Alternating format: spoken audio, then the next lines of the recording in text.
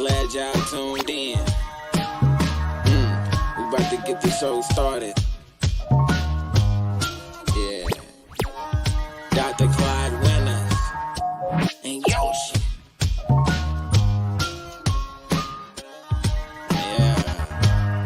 Yeah. Then and now. We talking about back in the day and right now. Yeah.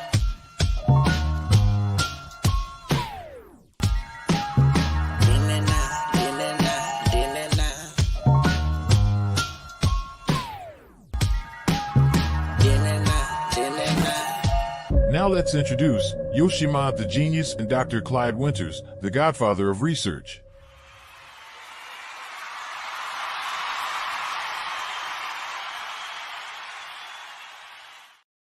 Welcome to the then and now. What?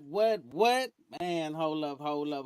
We got the world-renowned, the realest, the OG, the godfather of research in his house, Dr. Clyde Winters, baby. Hoo. I know we talking about it, baby. What up, though? What up, though? And we got the Hey. genius in the house, the genius.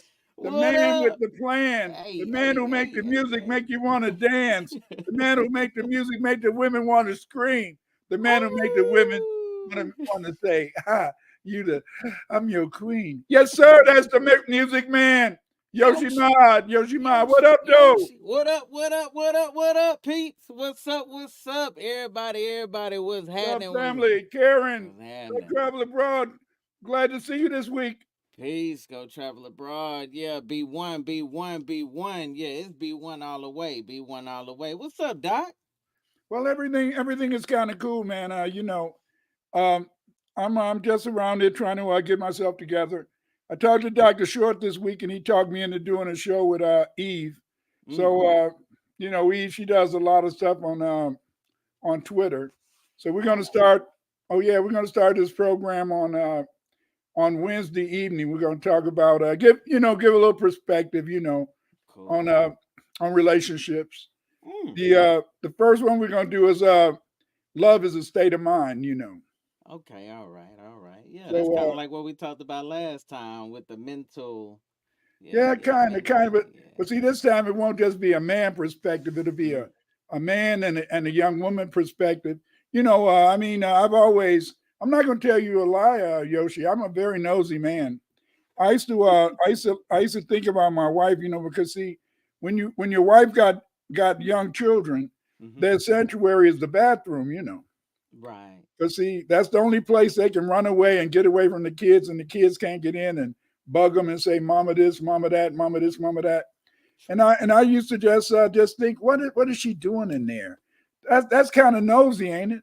But it's just that I'm serious. As a man, a lot of times, you wonder what be going on inside of a woman's mind. What makes them so, do the things they do. I don't understand. I was Tones like that as well. Yeah. Tones Fire. What up? What up, Tones? And the basic thing is that we'll see what happens, because she has a pretty strong she has a strong following. She's always helping brothers out, like Juan B and other people. So we'll see what happens. That's tight, man. I'm looking forward to that show, man. See what I'm saying, man? Yeah, that's tight. And she all on Instagram, you say, right? Oh yeah, she's on Instagram a lot. She do a lot of those Instagram lives when I'm asleep. Her and Tariq Nasheed and the rest of them, they like to do their Juan B. They like to do their they live way late. Yeah, they live usually around 3 o'clock, 3:30. But see, the problem with me is that if I don't get to bed by 11, because I wake up usually by 4, I can't sleep. And if I go to bed at 12, then I won't be able to go to sleep, period. So I don't get anything. I don't know. Yeah. When you start getting 50, man, people don't sleep well. I remember one of my colleagues when I was teaching, her name was Ms. Poindexter, and she said, Dr. Winters, I can't go to sleep. I said, how old are you? She said, 54. I said, that's why. When you start getting in your 50s, it's hard to sleep. But anyway, family, we're going to talk tonight about the travels of the belt. The travels of the belt. The the belt has many tells, but it won't tell you any lies. Yoshi, why don't you tell us about the belt? Ooh, the belt, the method of disciplining your children. Yeah, discipline methods. From the whip, the switch, uh, to the belt. Have I don't know if anybody in the audience ever been whipped with extension cord. Back in the Gap, that's how they used to use physical punishment for their children. That's how they impose physical punishment. So that's from the post colonial perspective on how they used to discipline their children. But if we look at the African perspective on how we used to discipline our children, um, it was told to be a necessary discipline. It was not universal, but they said that well, you already know in our community we whip that ass. Uh, Me growing up, a butt whipping was much needed in many cases.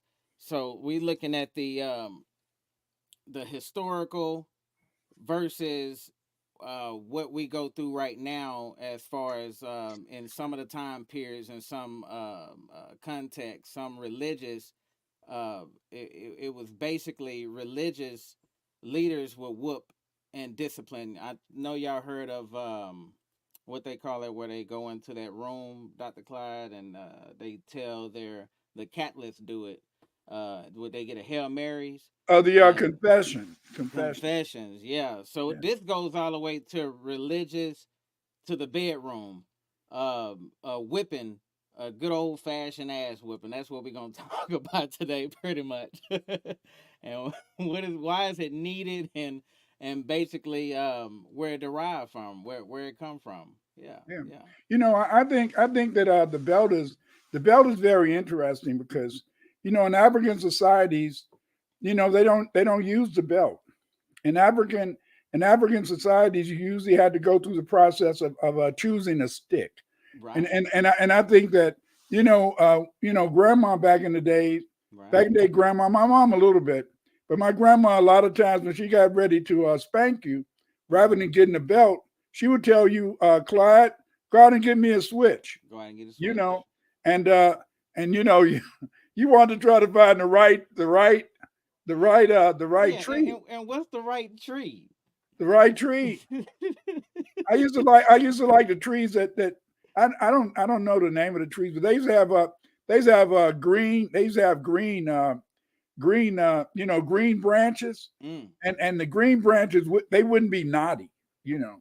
And since they mm. wouldn't be knotty, when grandma or my mom would want to spank you with the switch, it didn't hurt as bad. But you had to yell. Your mom said, "You ain't saying nothing." Hiya! Oh, Yeah, oh, yeah. oh. You had to. Hey, you better play that part, because if you ain't playing that part, harder, harder, harder, Yeah, harder. Yeah, yeah, yeah, yeah. That whip. So my mother, she had stories about going and go get a switch. yeah. I never experienced that, so I don't know what it feel like to go pick your method of pain. I mean, it's But I was surprised to find out that that's what they do in Africa. In Africa, when a parent wants to discipline you, they tell you to go and get a stick. And I was surprised that tradition that my grandma and my mother sometimes had, but my grandmas they usually did this because I right. think they paid more to the traditions. And Hmm. I was surprised that when I started studying it, that when grandma would tell us to go get a switch, that was an African tradition because see, we're over here most of the time. We're full of we have a lot of corporal punishment, and our punishment doesn't really relate to switches because see, I tell you, like when I was young, in a sense, I wanted to help my mother out. I wanted to help her whip some ass, so I would I would go out and collect branches for her switches, so she could whip some ass. And so and Ooh. my every time I would go find one, my mom would say, "Okay, Clyde. Oh, Clyde, thank you. Oh, God bless you. Oh, you Come did a good on, job." man, for And then, real, you was that yeah, guy. yeah, I was that guy. And she'd say, I'm gonna put these switches up on the top of the refrigerator. Thank you. I need these. Man, those switches will stay up there until I did something wrong, and she whipped my ass with Backfired, yeah. them. Parents back in the day, I tried to follow some of their stuff. But see, parents back in the day, they used to use a lot of psychology. Parents back in the day, they didn't want you telling on your brother or sister. They didn't want you telling.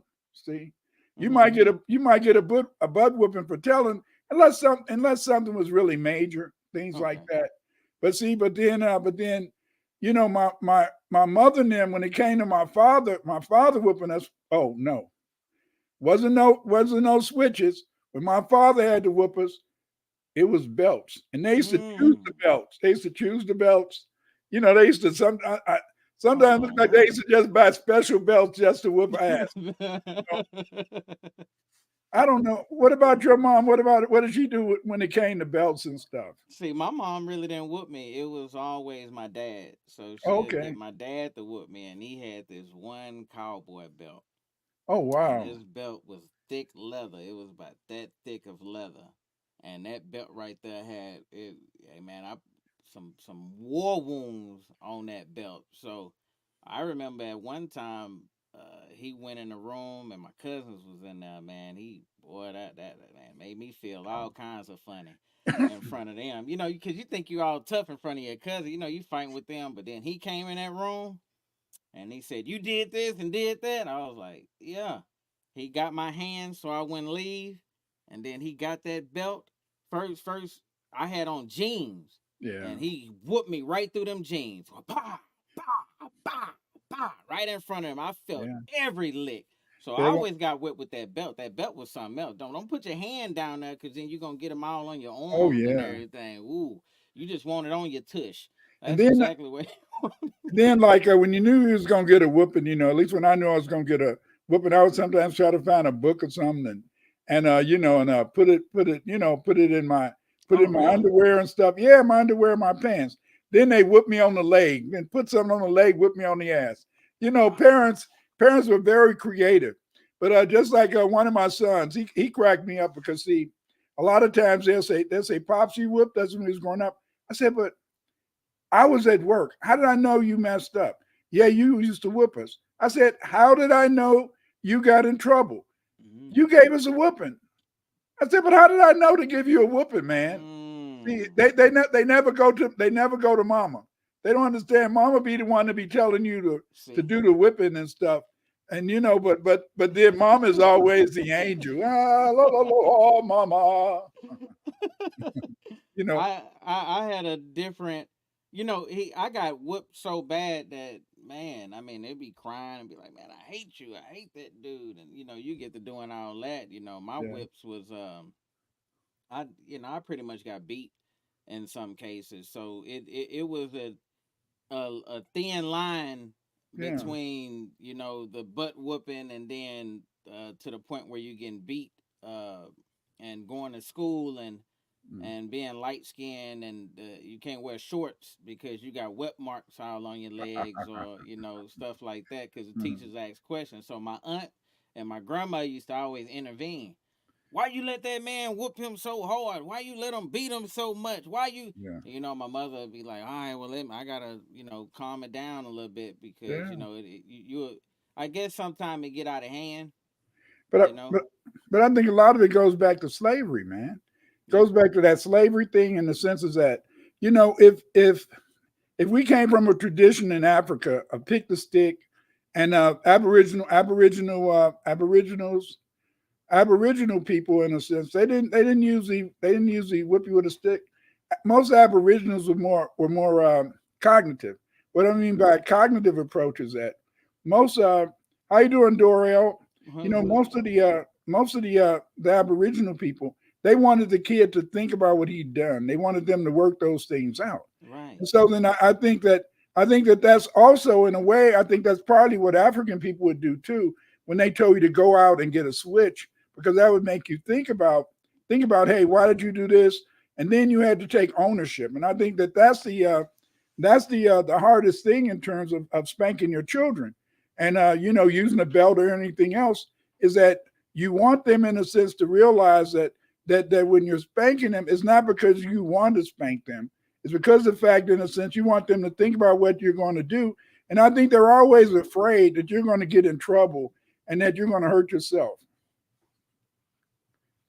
Yeah, I mean it, but to me, it sometimes it can get overboard. You know, you know, I guess it's a psychological thing too. Because in my day, um, it was real big on TV shows, comedy, talking about I'm gonna beat you like my stepchild, or I that's kind of where I kind of come in at because I was a stepson, so my cousins would kind of tease me, and Okay. they would kind of get in my head and be like, "Man, that ain't even your daddy." Greetings, Rhonda. What's up? And they'll get in your head, and I guess it would trigger something within me to be like, "Dang, is Yeah. he really doing this?" So, the manipulation, like I said before, with the parents are trying to discipline a child, and then you have the auntie and the grandmother that's kind of intervening, saying that's too much, or that's Mhm. he doing too much. So I don't know if you ever had that intervene where people are trying to get inside your household on how you discipline your children. Not really. Dorville said extension cord was my mother's choice. Tones 5 says, I definitely got the switch, the belt, and the extension cord. See? But Karen Van Zen, she brought up a very good. Doesn't Japan have public whippings? They do have public whippings, Mm. but I think that when it comes to the children, they have them do a cognitive approach. When they want them to think about it, you're going to be punished, but they want you to think about it. But I remember this whole idea of my son. One of my sons, his first wife had young children. And she would tell my son, they got a divorce, but she would tell my son to whip her children. I said, you better not, don't you touch the damn kids, I'll whip your ass. I was still kind of young and strong. I still had my football voice before I got fat. But anyway, I was just joking when I said, man, don't whip her children because you're not their father. And because you're not their father, you shouldn't really do that because all you're going to do is have them hate you. And even to this day, one of his stepchildren, he got killed in Mississippi, but the other stepchild to this day still look up to him and respect him. And I think they look up to him and they respect him because the fact, in a sense, is that he understood that you don't be whooping these children. But like I said, is that we had so many whippings. I think that whole process of slavery, when the driver used to beat our ass and the European would beat our ass, I think that when they was whipping us with those whips, I think that instilled in many of our parents this whole idea that you had to be kind of brutal in terms of disciplining your children. What do you think? Well, you bring up that point on taking it to that extreme, and what got in my head was when you hear about the white folks when they go and the kids and they go and like shoot up schools and shit, and then you Mm-hmm. like why the parents ain't disciplining them. They need a good old fashioned ass whooping. My wife, she works at one of the like alternative schools, and she say a lot of them in there have a lack of discipline at home, Mm-hmm. and a lot of them need a good old fashioned ass whooping. Kind of. So there's limits to it, and you're right about that. It's a trait that we have taken over from um, being beat in a sense, and looking Beat. at Yeah, that's a good word. beat Beat. beat Yeah. and transmitting that into a sense of Yeah. discipline. So, and the whole concept of black people being immune to pain. Oh, So ah. our people being beat more. Yeah, touch on that, Doc. Yeah, How yeah. you doing chemistry, Black Magic, Rhonda? What's What up, up, Kimmy? do? What's up? But What's up? you brought up a very important point is that even up to this day, they've done studies and research. And doctors felt that because our skin was melanated, they felt that our skin was too thick to Mm-hmm. absorb in the sense pain. That's one of the reasons why often in a sense when they would whip one of the slaves, they might get some brine or they might get some salt water and they would add salt water, brine, or whatever to the whipping so that they can make sure, in a sense, that they could really cause maximum pain. And see, and even to this day, many of our women, my wife, my wonderful one, she used to be a real soldier. Whenever she was in the hospital in labor, she would never say a word. She would never say a word and stuff. Those other people in saying, "You dirty mother," "Oh, you no good God," all type of stuff, cussing. I don't know if you was ever with your wife before she had a baby, and maybe your wife was too. But a lot of times, when I read the literature today, I find that a lot of women complain because of the fact that their doctors don't feel that they should give them anything to for pain and stuff like that. Yes, You know, yes, they yes. don't My feel that they mother, should. yeah. Yeah, Mm-hmm. they don't feel they should give them anything for pain, and so these things still exist. But I think on the plantation, because of the fact that the plantation was so brutal, and Yes. I think it was that, and I think that our parents, our grandparents, and others, they felt in the sense that a whipping was very important. Okay, Mm-hmm. uh, Dorel says that I think the village whipping concept needs to come back Mm. because the children today are off code. Yeah, they're off code. Ooh, they off But cold. I was doing a conference once in Kansas City. I think it was Kansas City, Kansas. Okay, Mm-hmm. because Kansas City, Kansas City, Missouri is right across the way. And so Okay. then my daughter, and my wife came with me, because I had a real nice grant. We had a real nice grant from Annenberg, so it paid for the hotel and everything. So I brought my Mm-hmm. wife and my daughter and her son, and so her son, in a sense, uh, he was crying. He was crying in the thing. And so then so we said, KK, why don't you take D into the washroom and kind of talk to him a little bit, as a code word to spank him. Then one Ah, see. then somebody heard us. Somebody said, "Don't you do that." Mm, Don't you do that, because they said, here, if you spank your child, they're going to arrest you. yeah. You see, and so then because and so then we had to let him go, but he wasn't a bad child, and so but that time D was crying, but the point is this, is that this whole idea, how do we move away, and yeah, Dorvell, you're right, it is a lot of kids, they do need to have a whipping, but the point is this, is that today many of the women don't really feel that they should whip their children. Yes. One of the reasons that they don't want to whip their children, I think, is because often they feel very, very, very they feel very sad, and they also feel that it's complicated because they feel, in the sense, that they're neglecting their child by working. Hi, Raz 56Y Kush. Peace. Peace.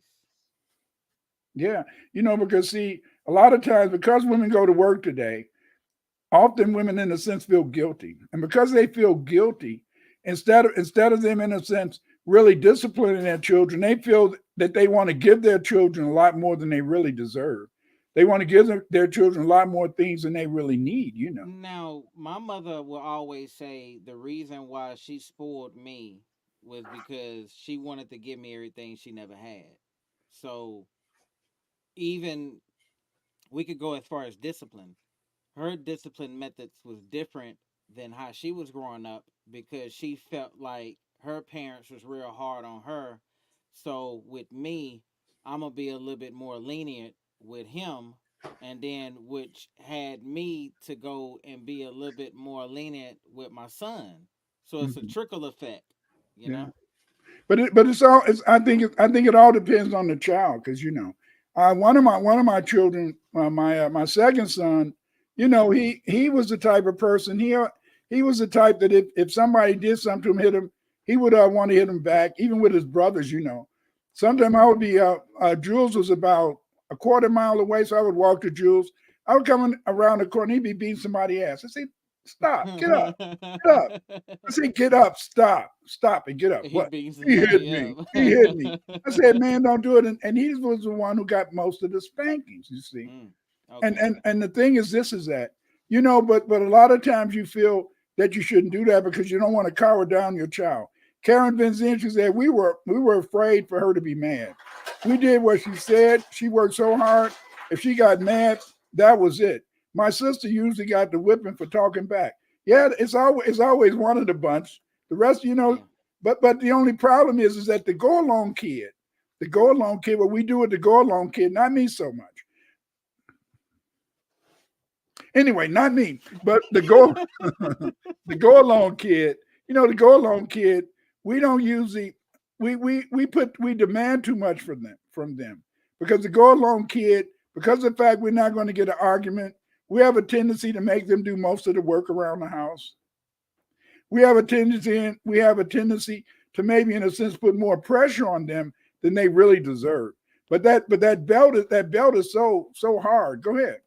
That go along kid. So that's what that is. The go along. That's Yeah, what the I go along was. kid. Hey, you just taught me something. Let me call my mother. Oh, what What's going on? you was trying to say you let your sister get all the whoopings, huh? Well, it was me and my little brother. I let him. I got all the whoopings, but grew up to be the go along kid. Like I was told to do everything. Yeah, do this, do that. Why he don't have to do nothing? He don't know how to do it. Go do Yeah, this, do that. Hey, here in Orlando, Florida, we just had a principal that was arrested for corporal punishment, but he was later released and charges was dropped.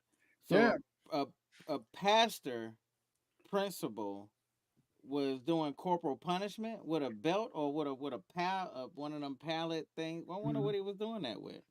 That's yeah. wild. That'll be interesting. But up until let me tell you something. Hmm. I taught for the Chicago Public Schools for 46 years. I Mm-hmm. retired in 2016. I Mm. think it was around 2012, 2012 up to 2012, I think, or 2012, 2013. Principals had the right to use corporal punishment on the children. Wow. Yeah, Between because what? see, yeah, they did, and see, once they got rid of that law, all hell broke loose. Not that principals were going around, beating the kids and all that type of stuff, but it was just the idea that principals had that ability, because see, when I was growing up, and even we told the kids, I don't know if they said this down in Texas, but we used to always tell the kids it was a whooping machine. The little kids we tell it was a whooping machine down in the down with the janitor and the engineer. We tell them it was a Wow. whoop machine downstairs, and so then that would scare them. But like when I was going to school, it was common when I was going to school. If you did something wrong, you'd have to hold your hand out, and the teacher would take a ruler and they would hit that hand, man. They would hit that hand. You see, Wow.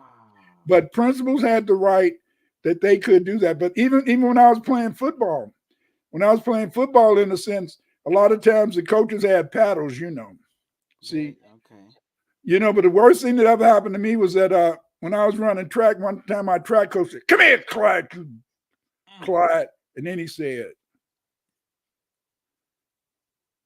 "Man, I felt so embarrassed."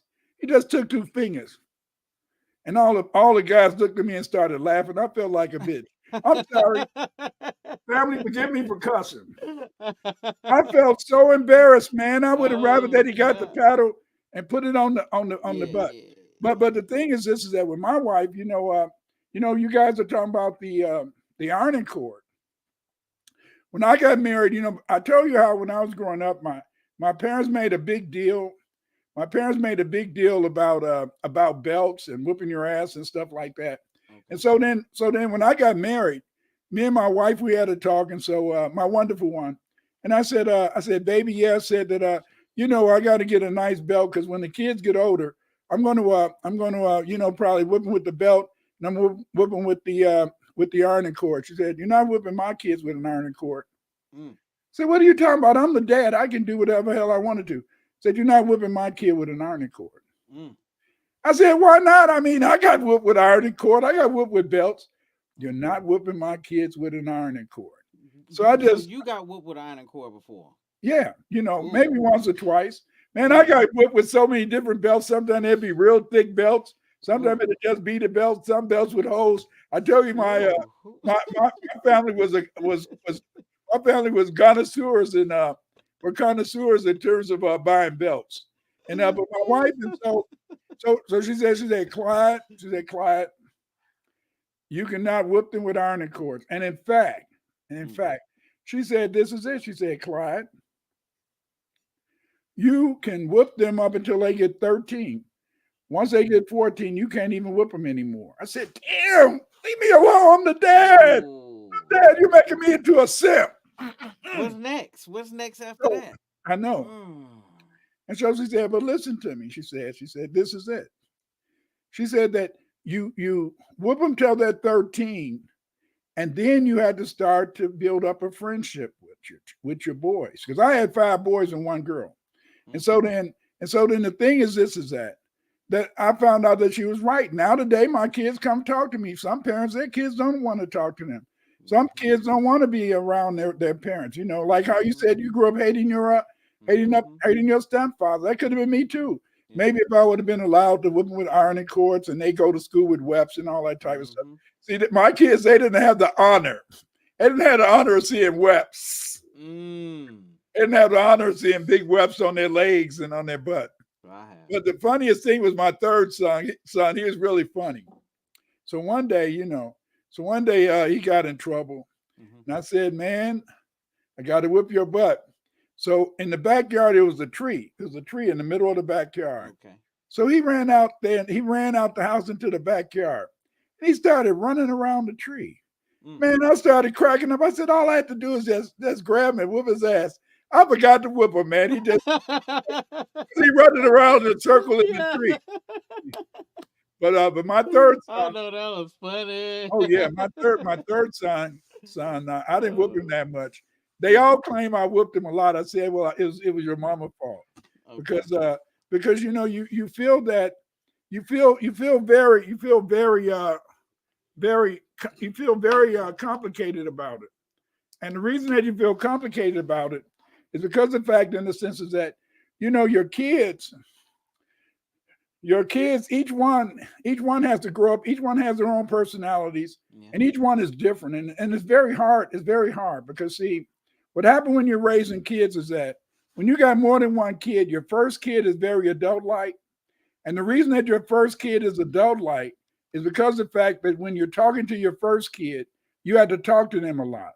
You had to learn from them. Like I always tell my first son, I'm sorry I whipped your ass so much, but you were the first one, and you had two brothers coming behind you, and they had to see somebody getting their ass whipped to know, so I wouldn't have trouble with them. That's not a good excuse. It's not a good excuse. That ain't no good excuse. Sorry. I would have been like, what? I'm sorry. But the thing is this, so, it's psychological, man. I mean, because as your kids get older, sometimes they want to try to wrestle with you on the sly and all that type of stuff. I remember one of my sons, he wanted to wrestle with me. So I wrestled with him. Then my wife looked at me like this. So I had to go, boom, boom, boom, boom, bam. And then she said, that's better. I mean, the thing is this, is that it's very hard because, see, this is what I think it is that growing up, my father did construction. Because my father did construction, I always looked at a man. I looked at a man based upon the fact that we're supposed to be strong. A man's supposed to be strong. I remember one day I was talking to my sister, and I used to like my sister is that my sister, she was older than me. And so sometimes she would want to hit me, and so she would so I would grab her arms, and then when she would want to hit me, I would bring them close to my face. And then I'd push her back. Then I'd bring them close to my face. Then I'd push her back. So one day, my father came home. He said, Clyde. He said, where's Clyde? So, I was laying on the bunk bed. I was reading. I was in high school at this time. So I was about, 15? Had to be at least 180 pounds. So I was laying on the bed reading a book. Man, next thing I know, this old man, well, he wasn't old. He was about 35. Old man coming there, grabbed me by my feet and hit me between the damn bunk beds. Leave your sister alone. I said, hell, I'm not gonna mess with that old man no more. Damn. He did construction work. My old man, it was always strength. There's always strength. I always based everything on strength. Like even with my wife, when we was in high school and college, I used to let her, stand up on my stomach. I used to let her stand up on my stomach and jump up and down, because I'd be strong. Right. And I knew I was old. I knew I was old when I got 60 and I couldn't pick her up. When I couldn't pick her up anymore, I knew I was old. But anyway, Karen Bazin said, I was this go-along kid. We had to cook and clean. My sister didn't do anything. She liked to go outside to play. She was so dumb not to come back home before my mom came home from work. Yeah, she wasn't that dumb, was she? She got home in time, in a sense, to get to fool your mom. But that's the whole point, is that when you're the go-along kid, you don't experience the belt. You experience the belt more.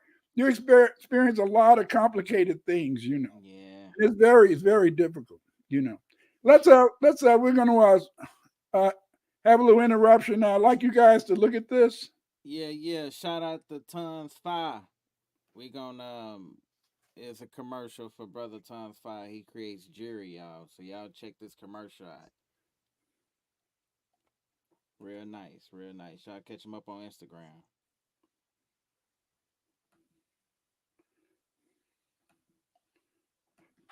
Oh. Tons 5, you out there? What's up? What's up? What's up? Peace, peace. Hotel B1 community, B1.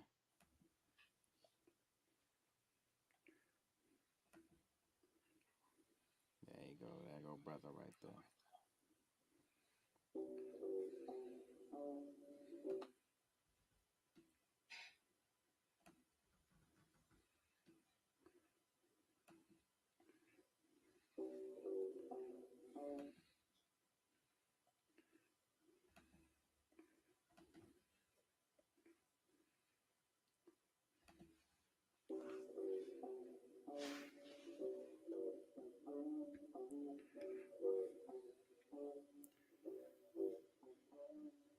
She got me reaching for the top on my tippy toes. Jill Scott, she ain't messing with the jigger toes. Sister go touch her heart with a dinner roll. Shake the spirit one time, make it so, make it so. She gon' take me out of space into another zone. My spirit, she ain't messing with the pretty hoes. Microwaves and cold waters on her phone. They do they vibe and smoking good on the drone. I'll be either down with the cuz all up in the front. First quit approach, she gon' drop it low to the floor. You know she live with gold with the alchemy in the bowl. She be super soda, the greatest I never told. She gon' get you right, you set up when you go. Y'all check that brother out, man. Check him out, man. Hold up. Tons 5. Y'all see him right there. Indigenous jury, baby. Tribal jury. Yes. Indigenous tribal jury. Y'all check him out. He does all that from scratch. He would design and create everything from scratch. Check him out. Brother go hard. Man, y'all go up on his Instagram. That was his song, too. That was his song. Me and him got a song up on YouTube. Y'all check that out as well. Great Divine. We got a video for it. So y'all check out all our content. I got some new music up on Gumroad. Y'all go subscribe to my Gumroad. And if y'all subscribe, y'all gonna get a whole mixtape that no one will ever hear ever, because once it's over, it's over. I'm taking it out. So y'all better get it while the getting is good, because once this stuff start pushing, some of that stuff's gonna be very hard to find. I want to take y'all on a journey with me though. But yeah, that was Tons 5. Man, look, the video is up on YouTube. Commercial. I just created it. Came from Yoshi Productions. Appreciate you, Dr. Clyde, for sharing that with the world, man. Yeah. Well, the point is this: is that again, he can do the same for you. He did the introduction to the show. He does the introduction to my Thursday show, and so this brother's one of hardest working brothers in the business. So get him to independently, y'all. That's right. Check him out. His rates are pretty good. Straight and up. check him out, and I share the wealth, and allow him, in a sense, to help you to make money. See, there's one thing that many Black people don't understand. And I'm gonna tell you what many Black people don't understand is that it's enough money for everybody. See, some people don't understand is that don't try to hog all the money, share the money. How you doing, Timbo? But then back to what we were, let's get back to what we're talking about. Is that so when you're dealing with trying to figure this out, we have this complicated history, and see, no matter what we do, so many things are always being forced on us, and it's being forced on us because of the fact in a sense is that we went through that slave experience. Yes. We went through that slave experience. Yeah, and that slave experience, in a sense, has instilled in us this desire to harm our children. That's sad. I think it's very sad that you want to harm your children. But the thing is this: is that it's very difficult. I know my son, my oldest son, he always told me, he said, I'm not going to whip my child like you whip me. And I said, that's fine. I said, you have to do what you want to do, because I said I had to make a decision. You had to make a decision with your wife. And so when you would come over his house in the living room, it was a big old spot where his daughter would always put crayons and stuff like that and draw in it. Okay. It was a very obvious nasty spot. So one day I came over and I said, hey man, what happened to the spot? He said, I whooped her ass. I said, oh. I thought you said you wasn't gonna whoop her. Well, right. I didn't spank her hard, but it was gone. I had a traumatic experiences. I had two of them I want to talk about. So one of them with three. One time my mom got me, so she didn't whoop me. I'm gonna tell y'all what she did. So one day, I think I had some bad grades, and that's kind of that was one of my pet peeves. You can't whoop me smart. Like if I had a bad grade, that whooping is not gonna make me get a B tomorrow. I was not that kind of child. So my dad was on the couch and I'm crying. My mama already told me that he's gonna whoop my ass. She said you gonna hear from him when he get home. So he came home and I'm already crying. And he say, "What's going on?" So then she talked to him, and then he say, "I stand right." He sit down, and I stand right in front of him. He said, "So what happened?" Well, this, and then that, and then I made a bad grade, and I don't want to get whooped. I don't want to get whooped. And so he said, "Oh, it's all right. I ain't gonna whoop you. I ain't gonna whoop you. You go ahead and go to your bed. You go to sleep. I'm not gonna whoop you. You ain't got nothing to worry about." So I went and I took, when I used to go to bed back then, I was probably around about 8 years old. I always had a bunk bed. I used to be at the top bunk bed, and I used to have no shirt on with my little white tighty whities on. That's how I used to sleep. All right, so I'm in there snug, feeling real good. I'm like, oh man, no whooping. Oh yeah, this is tight. By 3 in the morning, the covers just disappeared. The belt appeared out of nowhere. Pa pa pa pa pa pa pa. Yeah. I'm waking up out my sleep, just dying. And then he said, "You better make some better grades," or whatever the hell he kind of said. And then he walked off, and I was traumatized. I was like, "Fuck, fuck, I'm not even safe in my sleep." This was scary to me. All right. That was that time. Another time I remember I got a whooping and he made me take my pants off. Mm-hmm. And because I remember I did like what you did. So one time I put like 4 pair of pants on, 4 pair of jeans. And I put all the jeans on. And I remember he had me drop every layer down to my tighty whities. And ooh, did he have fun whooping my butt then? Yeah. Whew. So my mother, all right, my mother didn't whoop me, right? So she used to do this like silent treatment thing, like a mental silent treatment. Woo, I had, what's up, the Jew? Yeah, what's up? So my mother, she did this silent treatment, right? And the silent treatment effed me up. So she just wouldn't talk to me. So she'll be like, "Oh, so you messed up, huh? So that's how you gonna do it? All right. Don't ask for nothing." When she say don't ask for nothing, it was nothing. You couldn't ask for nothing. Ooh, that used to drive me crazy. I mean, I'm a my mind used to go so many places. I'd rather just get the butt whooping it. like I used to tell her, no, you can whoop me. I'm cool with the whooping. Just talk to me. I mean, that was the turning point of butt whoopings to me. I was like, you know what? I'm kind of cool with a butt. I didn't think nothing was worse than a butt whooping. Hey, ignore me.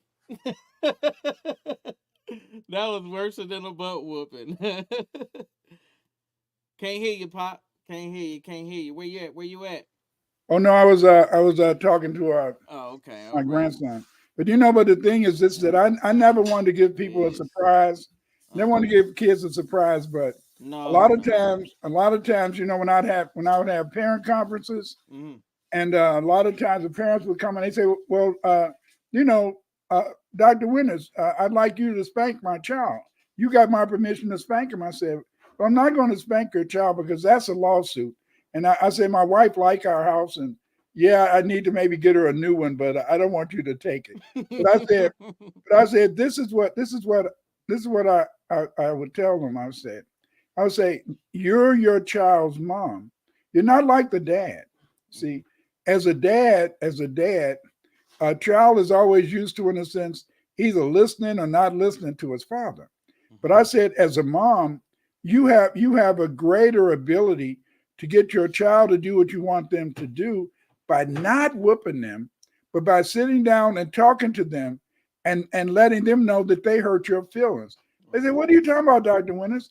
I said, because see, a child does not like to hurt his mama's feelings.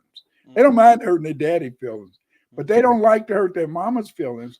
And I said that you can get greater control over your children, and you can get your children to behave better by making them understand that they hurt your feelings. See, moms rarely show, if ever, any type of thing to their children. Go ahead, you True. wanted to say something. No, you were absolutely right because that's what by my mother ignoring me, she hurt my feelings.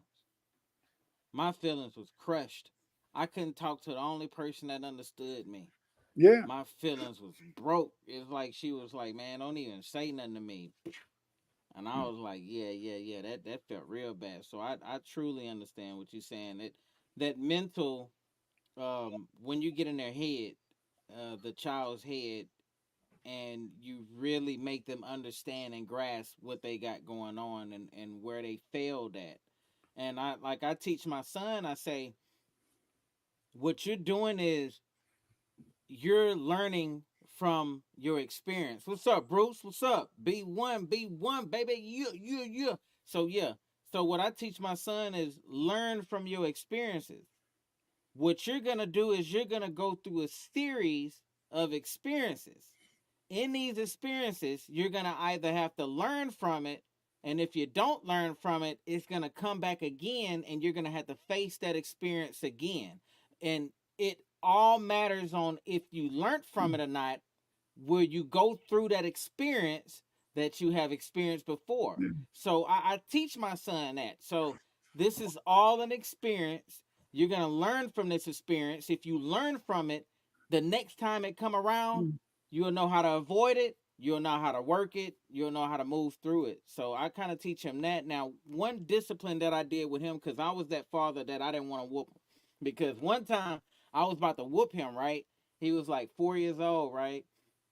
And he was due for a spanking. My mom was like, Mm. well, you ought to spank him. You ought to spank him. Spank that little tail. Spank that little tail. No, I ain't going to spank him. Man, one time he made me mad. He did something. And I was ready to spank him. And I got my belt. And it was the same belt my dad used to use on me. I Historical kept it. belt. Yeah, I kept it. Yeah, that's historical. Me and him, we threw that belt away together. We said no more spankings, right? We shook on it. I said no more butt whippings with this. We stood and threw it in the trash together. But before that day, we was in the living room, and I had socks on, and we had carpet floors, and the kitchen had marble floors, right? So he did something, and I got that belt, and he took off running. And he was fast, right? And I ran right after him. And Yeah. I hit that corner in that kitchen, and I said, boom! Hey, man, I fell right on my whole side. Oh And I, no. I just laid there with the belt in my hand, and I just laid there. And you know what? I said, I never should have went after him and with this belt and ran like, I mean, look at me. I look like Tom and Jerry, you know? You getting all tired and stuff, but my wife, we talked about it, and my wife said that my wife felt that you shouldn't whip a kid under 5, Mm, because she felt in a sense that kids under 5 they don't really comprehend. I mm, don't know, but mm, I went along with it. But the thing is, this is that I'm ashamed to say, family, is that I'm ashamed to say that I taught I had to substitute a second grade class once because one of the other teachers didn't come in and we couldn't get a substitute teacher. And so then I was in the class with those kids, and I said to myself, "Damn, why?" I said this kid is in second grade. That means they're mm, 7 years old. mm, And I was thinking while I was watching them, I said that I think of them as little adults. But that if that was my 7 year old, I would expect a teacher to see that's my child as a 7 year old who I think doesn't understand and know everything. But I said as a teacher, I feel that I should treat them in a sense as little adults, and I think that's really sad in a sense is that we don't understand, especially young teachers. When young teachers start teaching black children, they don't understand that to really get a real good effect from black children. Number one, you can't let them feel that you're afraid of them. That doesn't mean that you have to be torturous. And number two, you got to show some love with them. You have to sometime, in a sense, touch them. I'm not, touch them on the shoulder, mm. touch them on the arm. Hey, that was good. You got in a sense, you Right. got in a sense help a kid out because Encouragement. see, yeah, because see, as I got older, I started seeing that you get more out of children when you use a cognitive approach. And what I feel in a cognitive approach is that you have to allow the child, in a sense, to think about what they're doing. You had to allow the child, in a sense, to see that there's a better way. But I think the good thing about you, Yoshi, is that what you did, nobody had to tell you. My wife had to tell me Mm, that I should sit back and not be the way my parents was. But it mm. looked like you were able, in a sense, to realize that maybe you shouldn't follow in the path of your stepfather. What helped you to see that? I didn't see it until my wife talked to me. My What mom helped you want to see it? my wife wanted to whoop ass. So Yeah. my wife was like very disciplined. She was Uh, like, nah, even if he 2 years old, get that little hand, spank that little thigh. Stop. Nope, you ain't finna do that. No, you ain't finna do that. So she was very into discipline. It was that it was one night, um, I remember I used to get beat a lot with my by my stepdad, like whoop real bad. For like I said, mhm. bad grades to me was unnecessary but whoopings. You know, that was my whole thing. You couldn't beat me to be smart. Like you can't beat a good grade out of me. Um that was one of my pet peeves, and the thought of talking back, me asking a question was talking back. My dad was old school, very old school. So I couldn't be open with him to talk, to ask a question. Why am I, what's up, King of Dreams? What's up? What's up? B1, baby. So it was one of them things. Why am I getting whooped? Why do I got to get punished like this? And that was talking back. So I got another whooping on Mm, top of that. That changed my perspective on how to raise my yeah. son. So I got whooped so bad one night. I I talked to God, and I said, God, no more. When I have a kid, I don't never want to get whooped. I don't never want to whoop my child. I don't when I have a Mm, kid, I don't want him to even feel a belt or her or whatever. So when I had my son, that's kind of how I approached it. I didn't want to whoop him. The spankings with my wife, that was kind of like, she was like, all right, that's how far you take it. But with the belt, I remember I did whoop him with that belt, and I felt like, damn, I could just talk to this dude. So I went online, right, and I looked at different ways to approach whooping.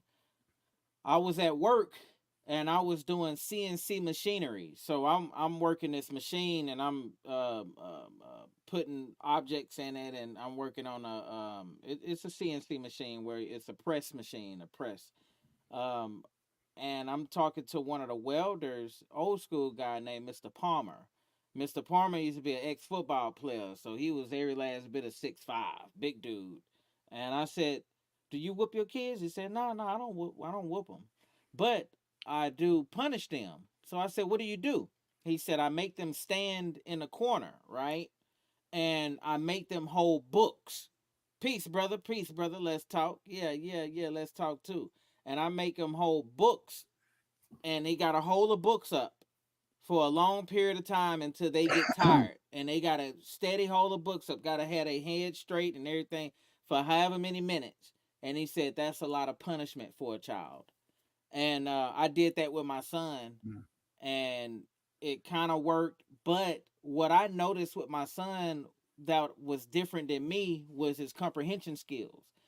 He can comprehend things better than I could. So when I whooped him, when I used to spank him, I used to spank him. When I spanked him, I would let him know what he did wrong, and then me and him would talk. The comprehension, he had a different comprehension than me. I allowed him to ask questions rather than when it was me and my dad. With me and my dad, I asked a question on why I would get another whooping, and all I wanted to know was what was the reason. Like, if you're gonna whoop me, is there the solution to a bad grade is a whooping? You have to make that make sense to me, because if you're gonna whoop me and after this whooping I'm gonna get a straight A, then this works. Yeah. But by you whooping me and I'm still C's and D's, this is not effective. It's not Yeah. effective. But see, you were using a cognitive approach, and that's the thing. It is that is this whole communication thing. And see, that's one of the reasons that I think my wife wanted me to when I was dealing with my sons to yes spank them, but also be there to talk to them. And see, Right. I think that one of the reasons why many people don't get along, how people can't make things really go smoothly, is that we're afraid. We're afraid in a sense to really relax and really in a sense admit like with my kids, if I made a mistake, I'd say I'm sorry. I Mm-hmm. would say I'm sorry if I made a mistake. If I if Mm-hmm. I if I said something abusive, I would come back and maybe say I'm sorry. I said that. I went a little bit off. You're not that type of Mm-hmm. person. But see, I'm happy because see, that gave me a cognitive approach. It allowed me in a sense to be a human being to your child. Just like with my grandma, if you said the wrong thing, that mouth, you got that slap. Good thing that they make teeth strong, or you wouldn't have any teeth. And because see, grandma didn't want you talking back. No. Grandma and them didn't want you to ask questions. What And what's see, what's talking back? See, let's get to it. So now that's where we're going. Let's go to the root. Like how you said, talking back and asking that's questions. questions. You don't See, want no questions. see, you don't want no They don't questions. want questions. They They don't didn't want want none, questions. none, No. none at all. So Same, even with, go ahead with your How do kids. you how Like, do you get to be? Well, my kids, if they had questions, I go ahead and answer it. I still might whoop your ass, but I'll go ahead and we talk about it. But see, but what I when I noticed in wanna, school, when I what I noticed, wanna. kids got to be bad. Kids got to be known as being bad in school because see, the kid who asks questions, I always in my classroom, I always allow my students to ask me questions. Okay. But in a lot of classrooms, especially a lot of teachers, they feel threatened when a kid asks them questions because they feel that if they can't answer the question, then that's going to make them look bad. Even when I was in college, I never asked women questions unless you knew that you never asked female professors questions unless you knew that they could answer it. Never Mm. ask them. Don't ask them no questions that they couldn't answer. They were going to make your life miserable. And I learned that from the fact that by teaching elementary school and secondary school, teaching high school, middle school, I found that a lot of teachers didn't want you to ask questions. And if you were that kid that asked the questions, Now, the one you was going to be a gangbanger later because you was going to feel that nobody listens to you. Nobody knows who you are. You know, nobody in a sense wants to respect you. How you doing, JP? It's natural for kids to ask questions. That's naturally curious. You're absolutely correct. It is naturally curious. But to the teacher, you feel in the sense that they're threatening you. You feel that they're threatening you, you know. And because you feel they're threatening you, then a lot of times you wanna really deal with that. Go travel abroad. What you're talking about is control and correction. I think parenting is about seeking influence versus control. You got a very good point there, and you're absolutely correct. But see, the point is this: is that some parents don't understand. See, the biggest thing that hurts most parents is that they don't understand in the sense is that you're not out to really control your kids. What you're out to do is that you want them to grow up. See, it's just like and what I felt.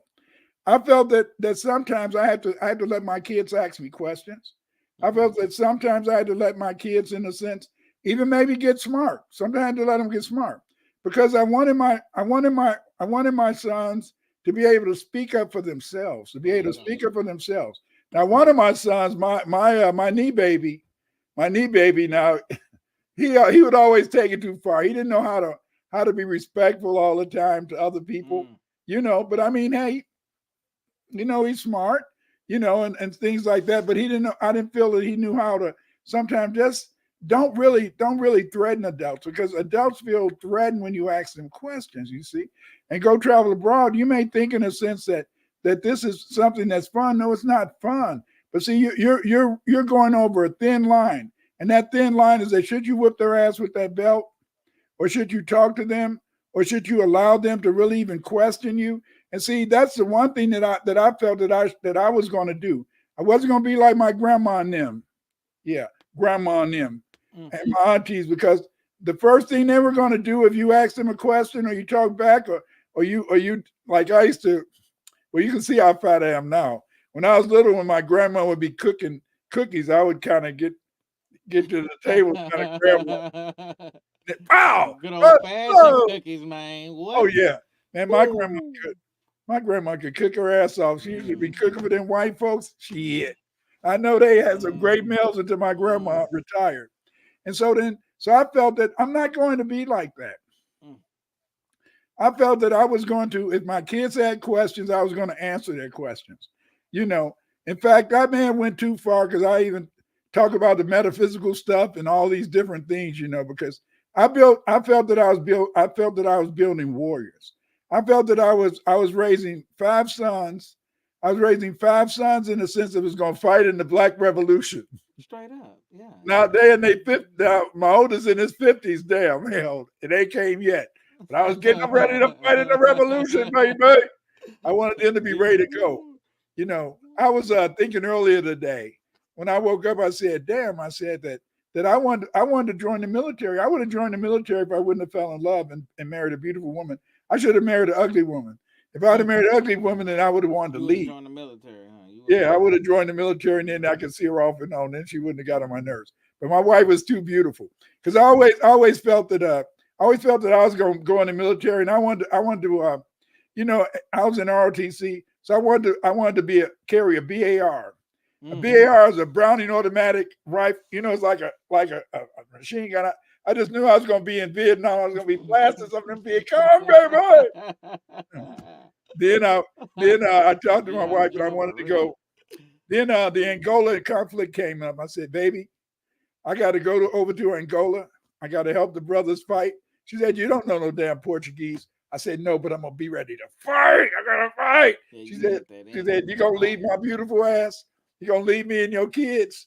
I said, "Well, I'll I'll be sending you the money." She said, "You ain't going nowhere, nigga." I said, "Well," she said that I couldn't go, but I was ready. I was ready. But the thing is, this is that when you're dealing with kids, Too funny. you have to listen to them. You have to uh, you have to agree with them. Like my sons, I always hug my sons. I kiss them, you know, kiss them on the cheek, hug them a lot, you know, because the fact in the sense I want them to know that they were loved, you know, and I think that no matter what my kids can say now, I did at least try to listen to them. Did and they your can do father do whatever. that with you? With like, did My he? father, my father was an affectionate guy.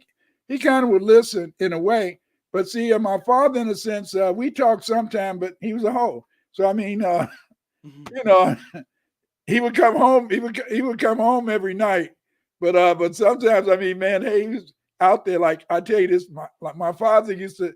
My father used to take me everywhere with him. I Really? guess because I was named after his father, Clyde, and so I'm Okay. named after his father. So he used to take me everywhere with him. So one day I came back, and so my mom said, "Where'd y'all go?" I said, "Oh, we went over Miss So and So's house, and whoops, I didn't get to go no more. I That was didn't get it, to huh? go no more yet." But my old man, I love him. I miss him so much, man. He taught me so much. And you He knew told your me grandfather, huh? there wasn't no grandfathers around back in those days, I man. remember you said that. So you never met your grandfather. You Oh never no, met your dad's dad. nope. And then we never saw any other It wasn't no grandfathers around. I always felt they got killed playing dice or doing some other Yeah. stupid shit. Did you hear any stories of your grandfather? Was he a Yeah, jumping loving out of man? He my wasn't. father talked about him jumping out of bedrooms and stuff and hiding under Oh, porches when they got caught with being with them the women. hoochie coochie man. That's right. Hey, So yeah, yeah, he passed down the black book to your dad and gave you the black book, taught you the yeah. black book. Yeah, But yeah. I was a bad I was a bad son. I was a bad son. I was satisfied with my wife, you know. Right, right, right. You didn't go that route. You stopped at 19. So yeah, you weren't able to go that whole black book I route. could have, but it was plenty before then. But I could have kept going. But see, the thing is, this I understood right away is that the only difference between the women is one up and one down, if you know what I mean. And Gotcha. so then, and the thing is, this is that I found that I was always praying to God to give me somebody to love. So when I knew I loved her, that was it for me. But my brothers, you know, even today, my you know, I mean, hey, it's just the winner's magic. Even today, my Yeah, which one of your brothers took on that legacy, making dad proud? It oh, that wasn't was you. I had two of them. Okay. My oldest brother, and my other brother, you know. He's still a player today, man. He's Man, we need still to get him. We need to get him on the phone, man. We need to get him online, man. I'm pretty sure he got some Mac he got stories to tell, hey, man. he's 60 years old and still pulling 35-year-olds, Hold man. on, man. He's 60 years old, Hold still on. pulling 35 I believe it. I year olds, believe it. I and believe it. ain't got no money.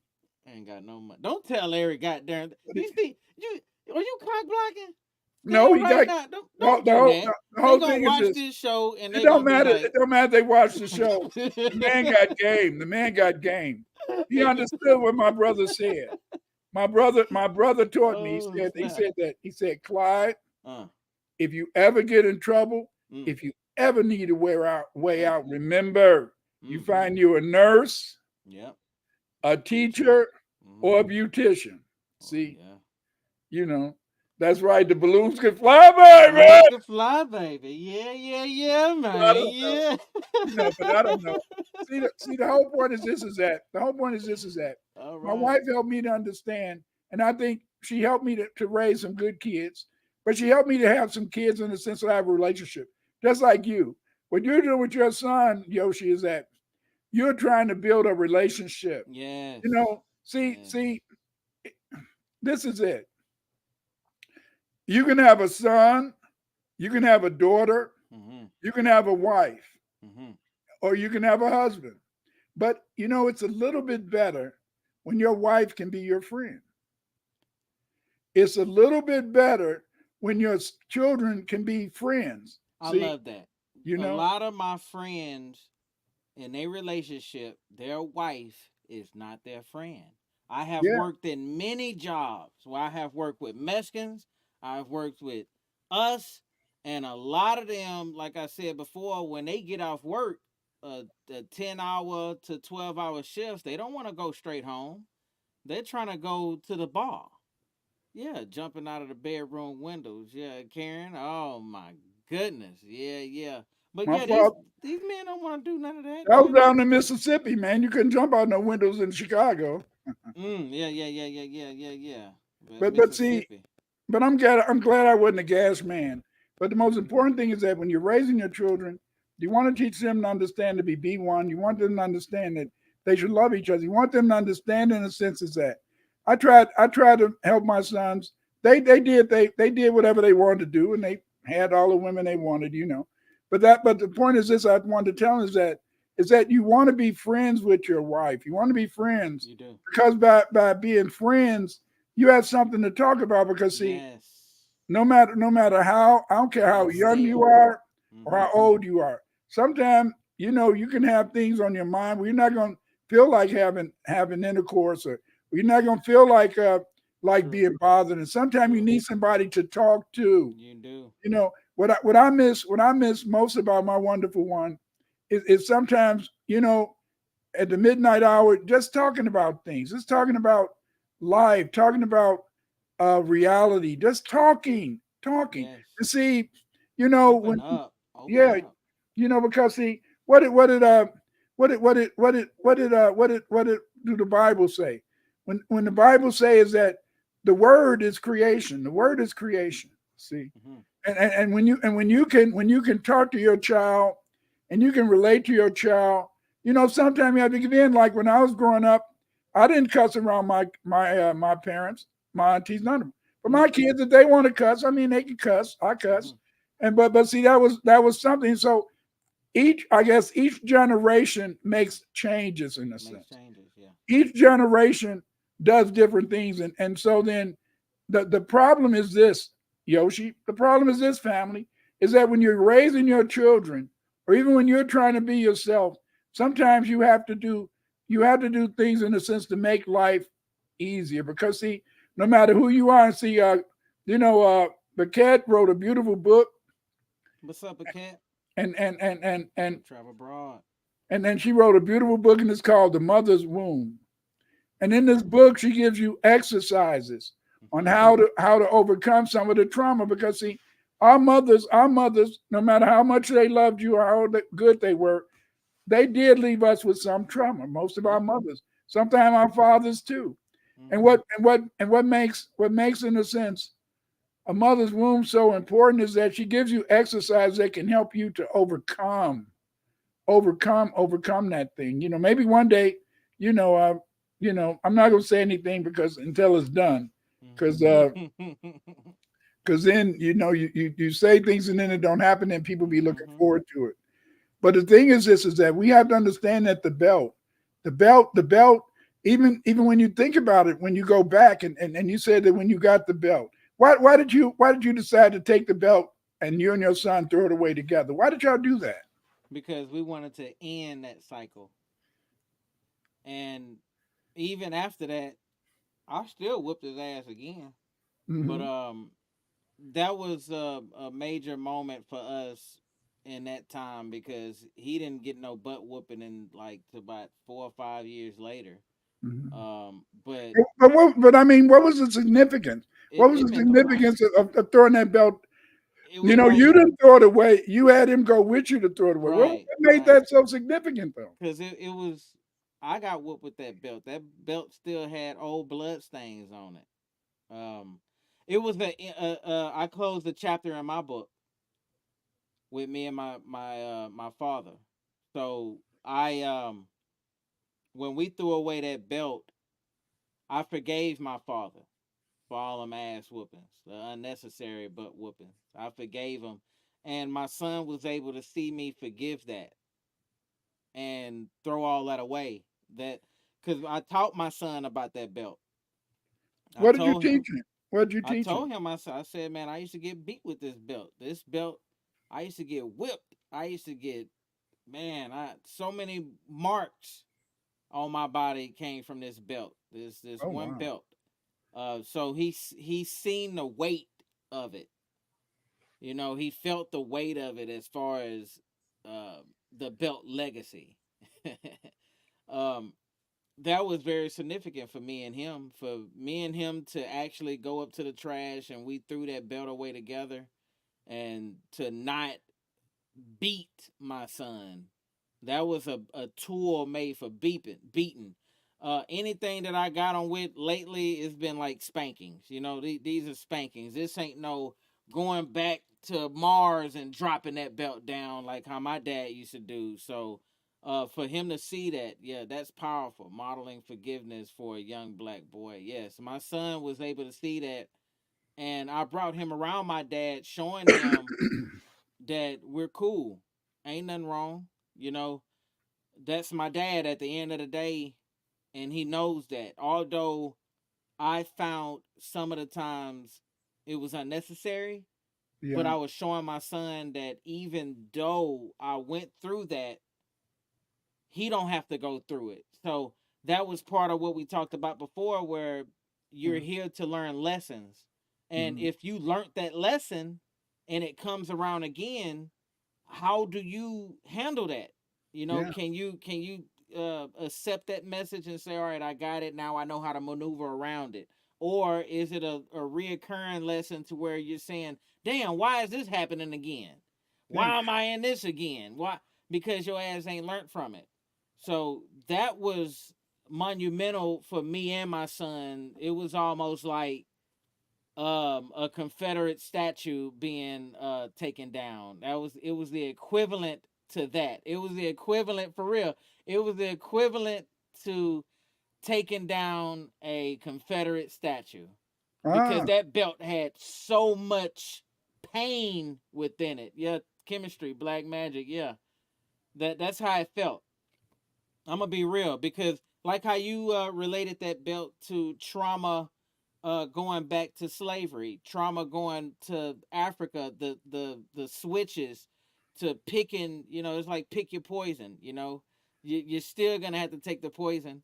And yeah, my dad was abusive. He was, but But do you think he was abused and maybe, like I think what Rhonda asked him, do you think that maybe his yeah, abuse he took his, it out on you? I asked him. I asked him. I said, as an adult, I said, "Hey, why did you whoop me like that?" He said, "Well, my dad used to whoop us.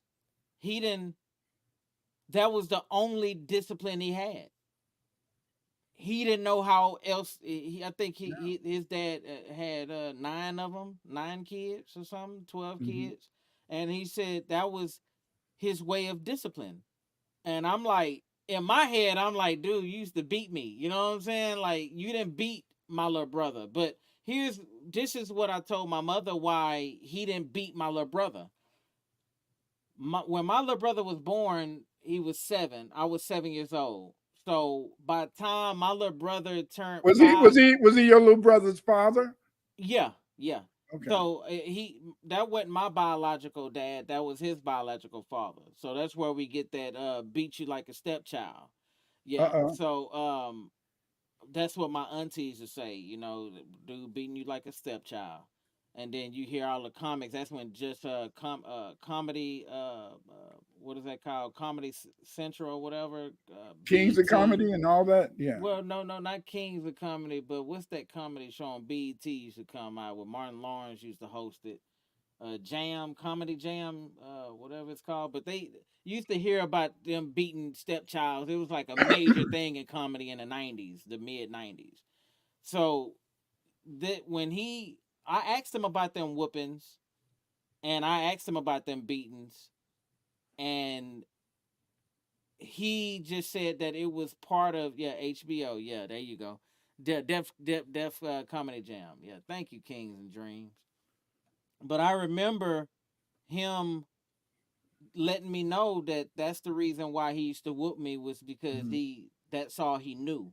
But when my son, let me go back to that story about my little brother. When it was one time, I think my little brother was probably 5 or 6 years old, so I was like a little teenager. And I remember my little brother did something that didn't require a butt whooping, and my stepdad got that belt and he swung. Bah, bah, bah. My little brother cried so much. He cried to where I was in the room crying, because I remember that ass whooping. I said, damn, he's getting that ass whooping like I got the ass whooping. So I made a promise to myself. I said, you know what? The next time he get an ass whooping, about to get one, I'm going to intervene. So one time my little brother was about to get an ass whooping, and I stood between the belt and my little brother's ass. And I said, "You don't whoop him. You whoop me from here on out." What? Yeah, I was that kind of little guy. I said, "You don't whoop him. You don't have to beat him because he was light skinned too. So his belt marks, I was, I didn't see my belt marks on my ass, but I would see them on him, on his thighs, the whelps, and shit like that. And I'd be like, damn. And he didn't like, you couldn't take a shower after that because that shit burned. You get in that Yeah. shower, that's open wounds. So you need to take your shower first or your bath first, and then get your ass whooping. Let me tell you though, Go ahead. I hate to interrupt you, but they show up on your dark skin too. They showed up on They me. showed up on the dark skin.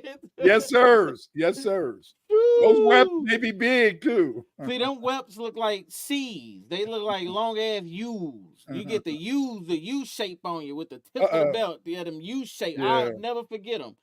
So, my little brother, I intervened and stepped in between that ass whooping, and he never got a butt whooping then. And my auntie and my grandma used to say, why that man picking on them? Why he picking on Chris? Why he ain't picking on his brother? And they said, man, that stepchild, he beating him like he a stepchild. But they don't know that I intervened and said that he's no longer gonna whoop my little brother no more. And I remember when I was 15, I stood up against my stepdad, and he tried to whoop me at 15. Remember you said that was a marker where you don't whoop? My wife said 14. 14. Once I got 14, you had to stop. Yeah. So 15, I believe he tried to whoop me. And he got that belt and swung. Pow! And he was holding my hand. Yeah. And I wasn't moving. He was looking for me to do all this and wiggle. And I was like, and I looked at him in his face. And I said, that's not going to work anymore. I looked right in his face. And I said, that's not going to work anymore. Well, I guess I'm glad I didn't try to whoop him at 15. Hey, it was what they say, the kids smelling their nuts. Yeah, that was nut smelling time. So, like my wife tell my son, she say, I go there with you. I go there with you, lad, because they both short. All right. So my wife and my son are like my wife is like 4'11", right? And my son is like 3, almost 4 feet, right? Yeah. So these are little two people. They just over. I'm 5'11", so I'm hovering over them like, what are they fighting at? What are they barking at now? They over there fighting with each other. My wife, I get with your little tail. I sit, come over here, and she, cause my wife like to play with them. Like how you said before, we have a friendship family. So my wife is my best friend, but our son is not our friend yet. He's 10 years old, so he don't have. No, you gotta wait. Yeah, we gotta wait. Older. So yeah, right. But I don't drink, and I don't drink with my sons. They always like to say, "Come on, Dad, don't you want some cognac?" No. You want some, no? Don't you want some beer? No. They want to loosen you up to get some real stories. They want to. I tell them my father did the drinking for me. Then my wife. My wife, she used to try to drink. She said, here you drink some stuff. And so I drunk it. She said, it's not affecting you. I said, damn, my father did the drinking. Damn, I'm immune. Nah. So your tolerance is high. So that's why you don't drink like that. No, I don't drink because I blame it on my father, but it's not really my father. What happened is that growing up in Chicago, during the gang banging time, that I saw people who I was around who was high, they couldn't run and they got shot. See, once you got 15, you couldn't. My father taught me how to box. I taught all my kids how to box. Right. But once you got 15, it wasn't no boxing. Back then it was this. And so I noticed that the people who would drink, they couldn't run, they couldn't get away. Most of the time they got shot. So that's why I made a tradition of not drinking. It's like what Nelly Fuller say. Sometimes when a lot of brothers get around each other, sometimes we don't need to be around each other because sometimes they get bored and they want to fight, And so then so I had learned I learned that I always wanted to have my faculties, man. Wanted to have my Mm. faculties in case, But like I said, it's some stories. But the main thing is this: is that my motto is, "He who runs away today comes back another day. He who stays No, to that's fight, right. they're on the ground and they're Ooh, dead because they're they real dead. tight." They Yeah, real like tight. They too right, tight, huh? They keep it right. Because way we too was up in real, my, huh? I think I told you we was up my old elementary school playing basketball, and Mm-hmm. then these guys said "stone to the bone," and Lloyd went up to Oh take a yeah, shot. yeah, you did. They blew it. Yeah, They shot him in the head. yeah, So I that's mean, wrong. damn, man. That's wrong. And you seen that. Yeah. So did your kids, because you grew up in that rough environment, back to discipline, your parents had to raise you kind of tough to be growing up in that environment. So like you said, your grandmother, she was like, Yeah. you got to be real tough because she's seeing what's happening. She ain't trying to raise no little Uh, punks, you know. I don't think so. I don't think so. Maybe it was because Okay. my mother, if my sisters and them, if they fell and got hurt, she said, "Come here, let me kiss it." If I got hurt, I come over them. I'm hurt. You better stop. Don't you cry, boy. Don't Mm. you cry. And then women, they wonder why we don't cry. Mm. They wonder why we don't cry. I Mm. didn't. I only cried 2 times. I cried when my wife.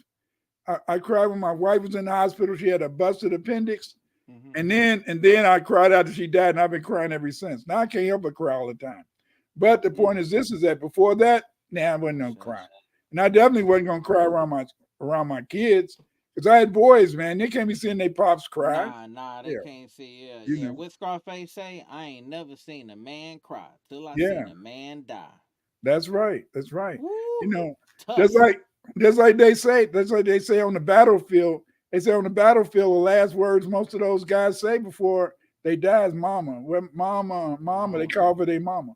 what You they know. say? I'm calling No, for they call it mama, for mama. That's calling that's for it. mama.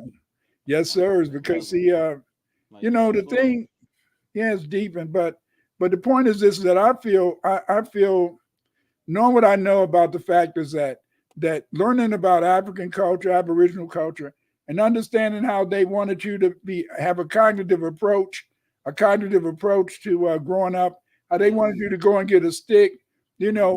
what we would call a branch over here, going to get a branch.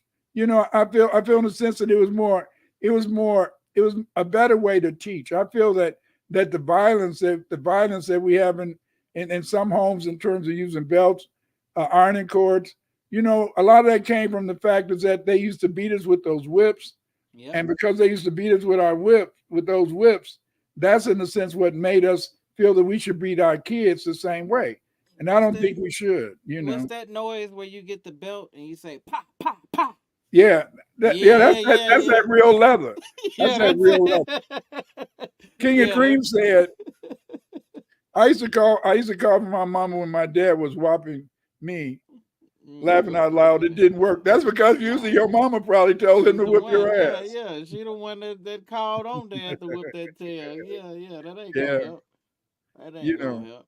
Yeah, so you there know, is a thin line, like how you said, from the beatings and the whippings, and able to talk to your kids. So yeah, you don't look at it as generations are getting soft, because I see some, in some cases online, you see like the little children twerking. There's little yeah, girls, they have a video where like they said, would you take your kids to this daycare? And the little girls is like, on your hand, on your knees, touch your, and you know, me personally, with my mother and my wife, will say, man, them kids need an ass whooping.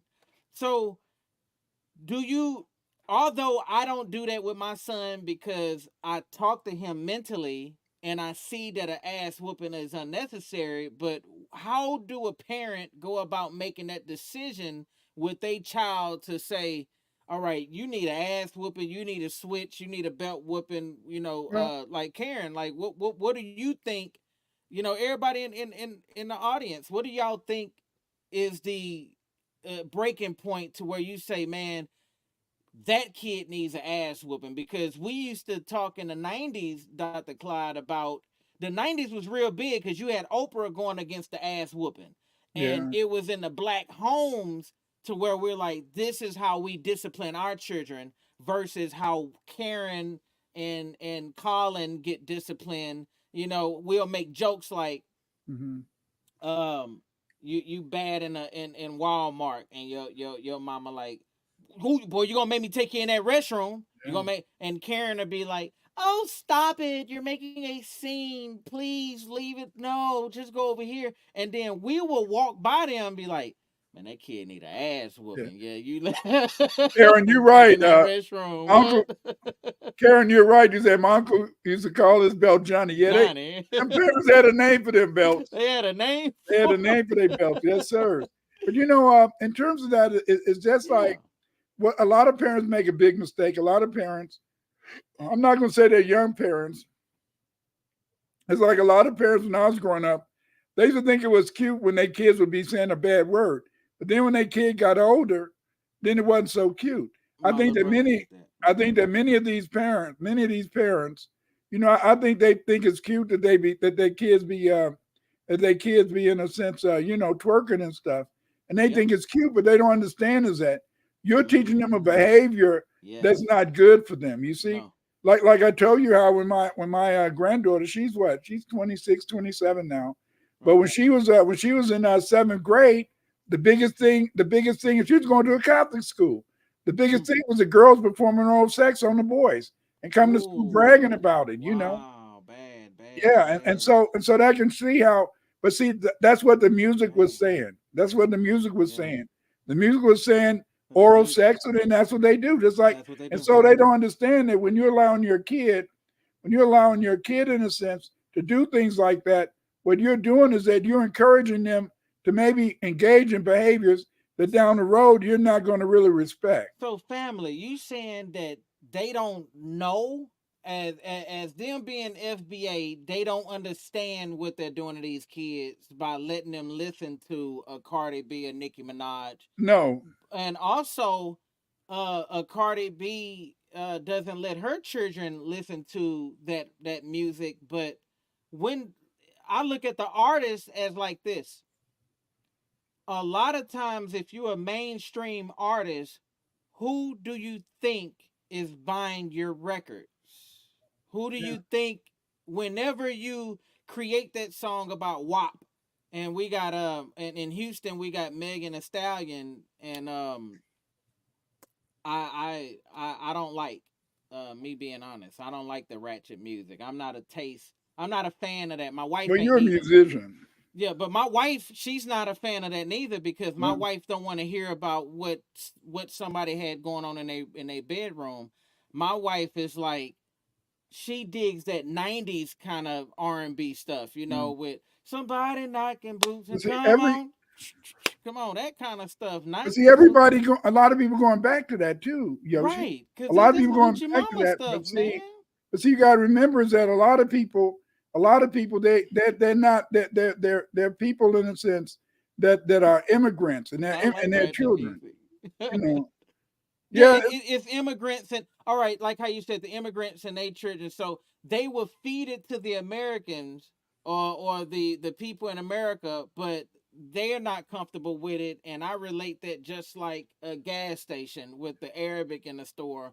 You don't never see Arabic people going to the gas station to buy anything, but you see the neighborhood going to the gas station. Our kids is saying, hey, can we go to the gas station? And then they put the porno magazines eye level sight with the children. They put weapons eye level sight with the children. Shit that ain't supposed to be for kids. So you're right about that. If I'm gonna protect my kids, but your kids are more than welcome to walk in and get mistreated. That's what they do. But you got to remember is that the Arab kids, they live in a different neighborhood. Who knows what happens at the gas station? That's true. But JP said if a child's continuously doing the same bad behavior, then I blame the parents for not teaching the proper morals and values.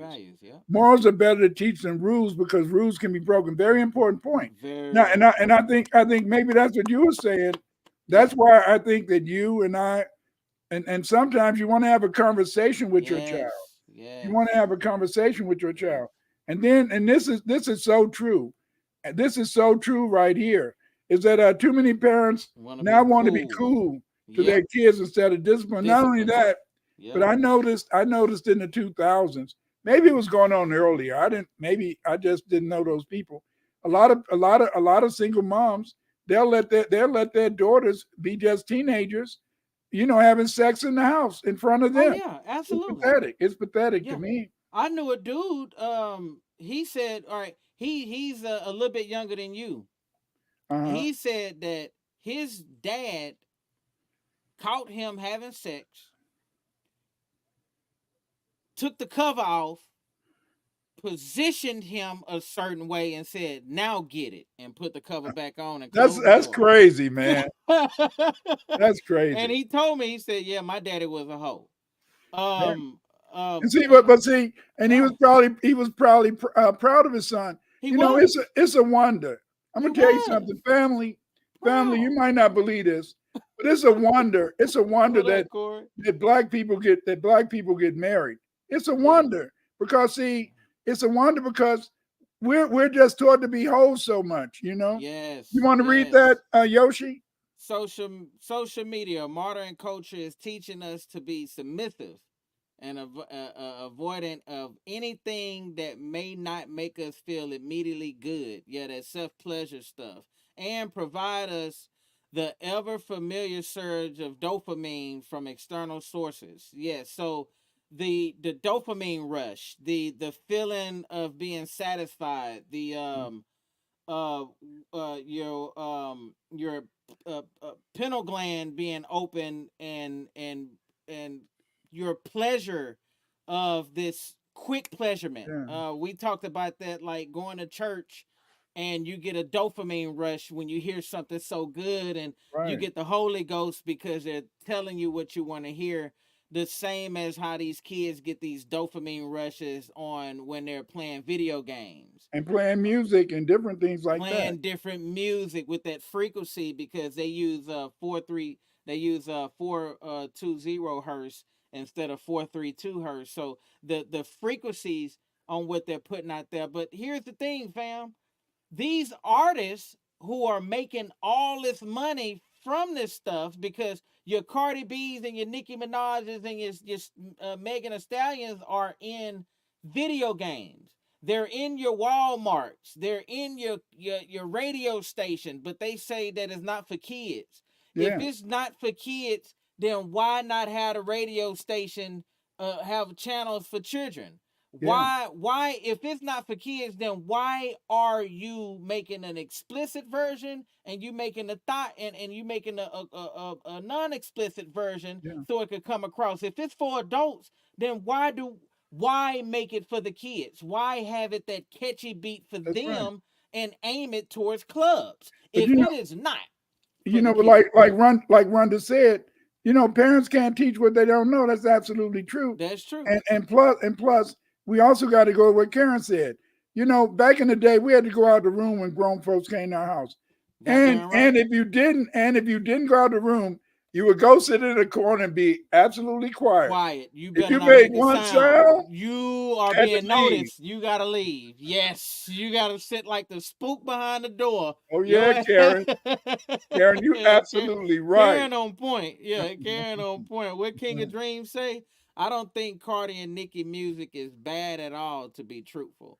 Well, I disagree with that. I believe that if you gotta tell me what's going on in your bedroom, and if you get on public announcement and say I wouldn't let my kids listen to it, then it's bad. I don't know if you have any kids, King and Dreams, but I have a 10-year-old, and the way how this world is running, they're putting anything in my son way to turn him gay, to make him not masculine, and they're throwing coochie in his face Right, right, 24/7. They throwing right. the ass in my son's face. Yes, He yeah. can't look at no BET. He can't look at damn near Nickelodeon. They You got can't the look at kids nothing. throwing ass. Nothing. They got kid cartoons where there's a damn teddy bear throwing ass. So please, please, FBA, B1 community, this right here ain't us. Nicki Minaj and Cardi has never ever made a song that stood out to me No, made an album. I had one. But Bushwick Bill said this. Bushwick Bill said this best. Y'all know Bushwick Bill for Dum, dum, dum, dum, dum, dum, dum. yeah. All right, yeah. I say Bushwick Bill. So Bushwick Bill said this. He said, "It's one thing when you give a song out of your whole album to God. It's another thing when you give a whole album to God." You see what I'm saying? So when we create this music, who are we talking to? What A about lot. this? Huh? What Go about ahead. this? King of Dreams. Could you So read that? knocking the boots and no. You're right. Knocking the boots is for adults, and that shouldn't have been on the at them times. I shouldn't have been a kid listening to Cotton Candy, Sweet and Low. Let me see your Tootsie Roll. I shouldn't have been exposed to that. Hey, just because Hey, listen here, just because I was exposed to it doesn't make it right. But let me tell you this too. Knocking boots is all right with me versus me hearing about what's the inside of the yanni and how far back it goes down on someone's throat. Okay, let's compare. So you got Cardi B talking about she liked the way it feels in the back of her tonsils. And then you got somebody knocking boots. Now come on now. And we got some singing, baby. We got singing. We got some energy going that make me want. I'm gonna cut this camera off and baby, we about to knock some boots. We about to go knock some boots. He got 8 shine up in here. I can't get jiggy with Cardi B. She left it none to the imagination. Cardi yeah, B talks about so much ratchet stuff, but to each his own. Because when I was in the hood, that was their romance. Listening to like Young Jeezy talk about, but listen to how they do it though. Young Jeezy, he talks about all his women as bitches, as dogs, as yeah, hoes, yeah, as whores. I don't relate to my lady like that. yeah, I mean, I like Tupac. Tupac, he will tell you the difference between a bitch and a woman. He'll yeah. say, look at here. You wonder why we call you bitch. I bet you. Because you over here sleeping with this, you over. See, real hip hop back in the day used to talk about why we put these labels and why these labels are out there. Right now, they just throwing labels all around, man. They just explicit song. Throw it here, throw it there. Man, Look that like stuff. look like JP. Look like Good JP. Agree JP. with you. She says Thank there's you. a difference between a romantic song and explicit sexual song. That's Ooh. complicated. That's complicated. JP, Mm. that is very complicated. An explicit song. All right, all right. In my decade, and while I'm here, we had a song called "All the Women That Like This Just Do It Now, Lick It Good, Lick That Just Like You Should, my neck, my back, lick my and my crack." All right. So and I have Trina. You know that been the places I've been, spend the money I spend if you and your best friend, but you know that nigga. So I know about Trick Daddy. I know about all that. And I know about Uncle Luke. That is for adults. Once again, But but that they but shouldn't. they played it. But they It played it on. shouldn't have been. It was played on the radio. That's And right. if anybody know like me, you was a kid, you was curious, you was watching BT Uncut, But and like come on, create so far junior. Like you said, Dr. Winston, when I was in right? school, black girls from my neighborhood would come to class with the crazy stories about their mother whomping them with the switch. They Yeah, were usually whooping their southern ass. girls. Yeah, they was whooping them, but a lot of Mm-hmm. times they was getting that stuff from the music. We got to remember, see, I think that's why it was easy. I Mm-hmm. think that's why it was easy during my time to fall in Mm. love because the music was talking about love. Yeah, You you know, had with Smokey Robinson. yeah. You When you had the OJs. That's right. Come And on, everything, stylistics. and it was like like like like it was just a difference, man. You slow dance with girls, Barry White. you You kind had Barry White. of could deal with Barry Come White. on, you Well, had. Come Barry on. White was the guy who got you all stirred up. Come on, Tell me yeah, where you yeah, want to yeah. He go. from Galveston. Come on, shout out to Barry White from Galveston, G Town, and over here in Texas, man. Shout out to Barry White. Yeah, boys and men. I make love to you, Luther Vandross. Oh yeah. Ooh. Yeah, he go low and go high. Yeah, yeah, yeah. Romantic. Yeah, they aren't explicit though. No, they wasn't. I heard some of y'all explicit, nasty, raunchy stuff, and it's part of the blues. Yeah. You know about this, Dr. Clyde, My where the father used to ladies sing went. it all day. Oh See, no, you know what I'm talking about. See, cause I'm on be. see, they had a I've lot of gotta that. be. They had a lot of that stuff going Yeah, on.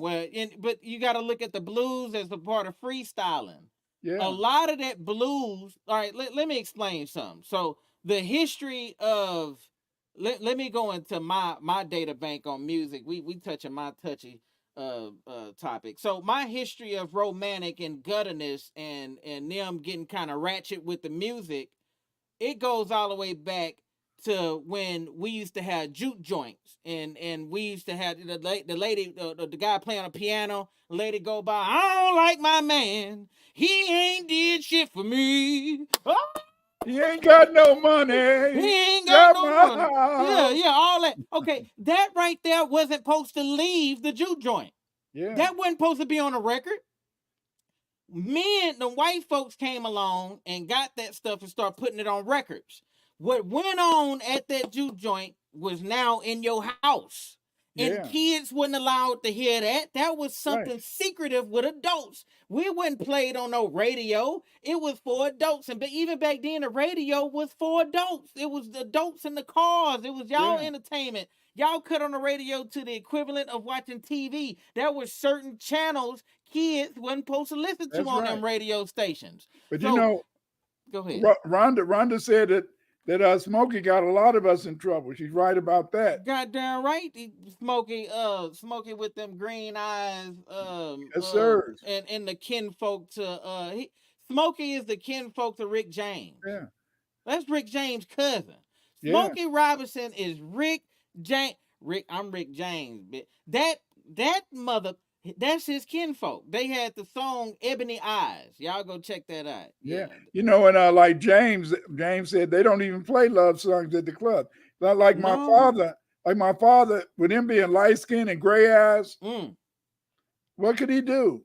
Even me, like I told you when I was growing up, my sister would let her friends practice kissing with me. They didn't try to tongue kiss me or nothing. They Mm. might want kiss me on the lips and all that.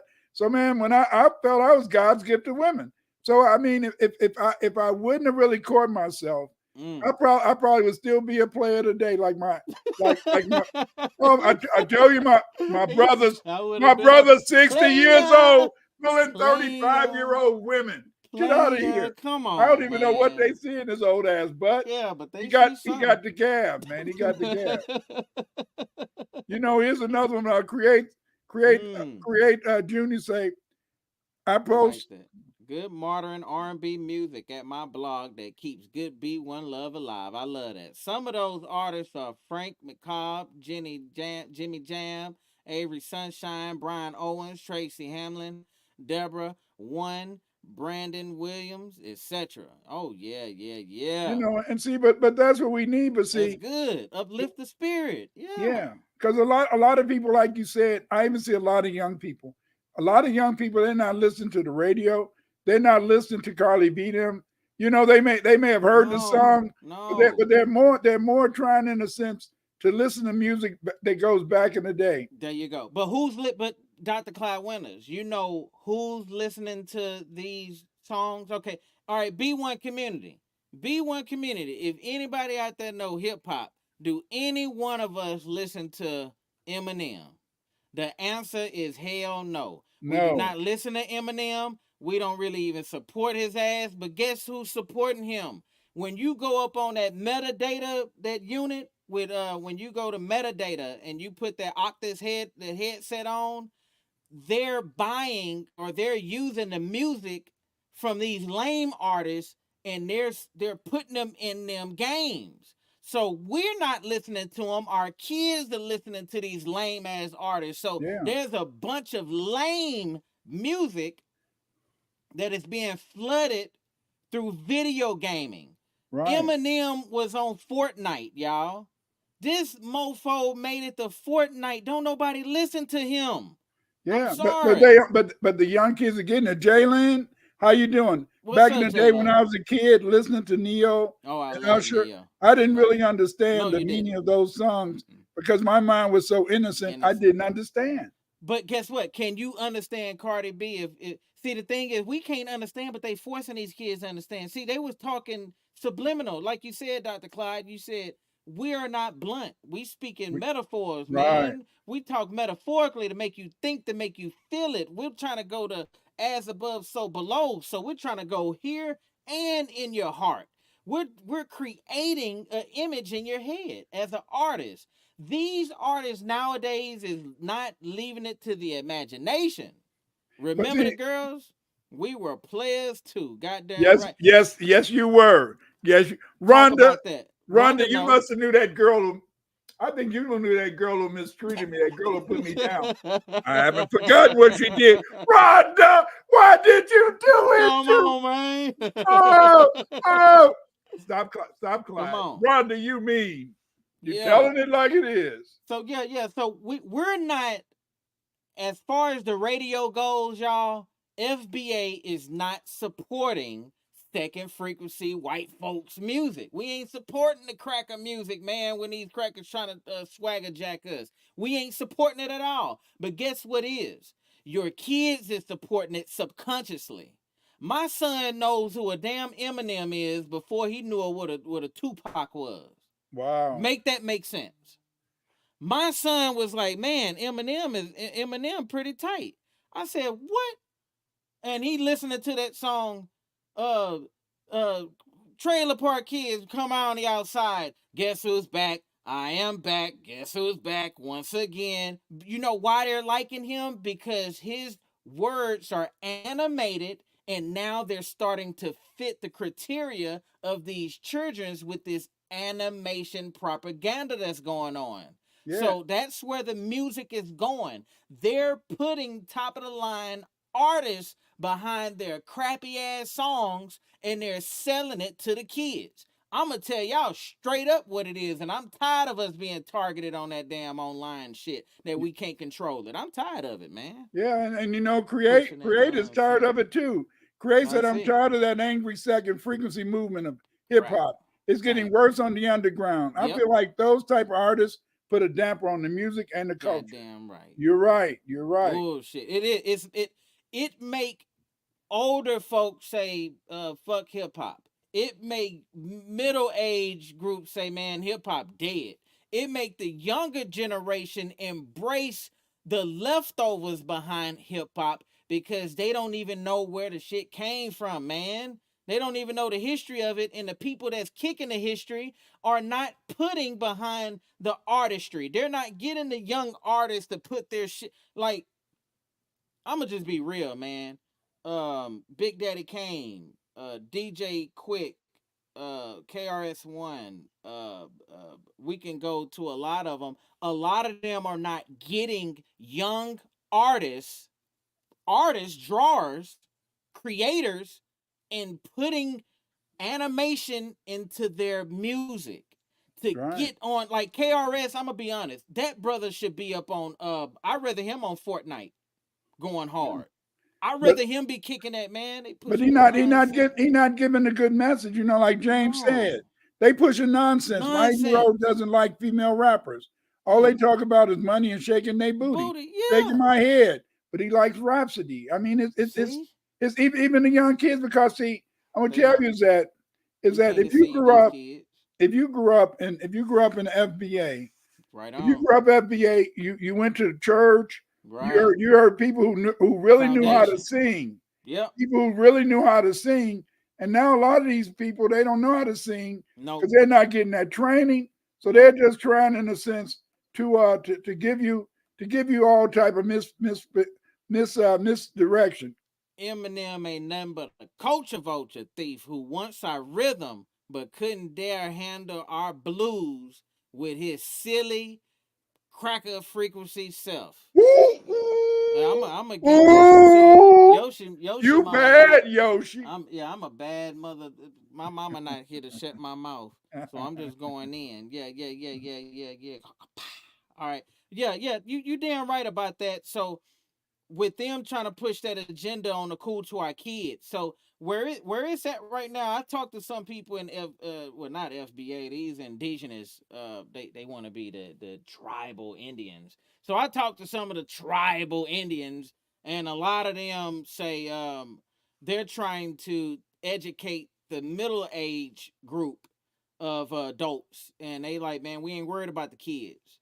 Well, my thing to y'all is, while you're not worried about the kids, they're attacking our kids left and right, The kids are the 24/7. future. Kids The are the future. kids are the future.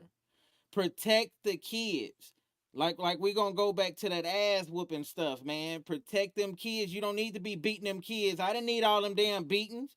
Ass whooping ain't gonna make me smarter. A Yeah. correction will make me smarter than an ass whooping. Like I said before, that ass, I wasn't afraid of that ass whooping. I was more afraid of my mother ignoring me. All right?